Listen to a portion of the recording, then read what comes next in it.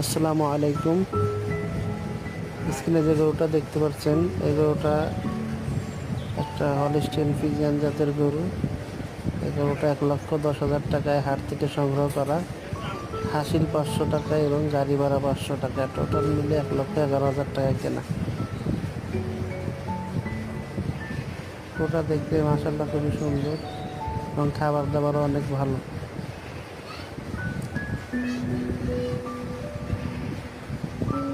এই পাশে আর একটি গরু আছে, দেখেন এই যে এই গরুটা 1,15,000 টাকায় কেনা, হাট থেকে সংগ্রহ করা।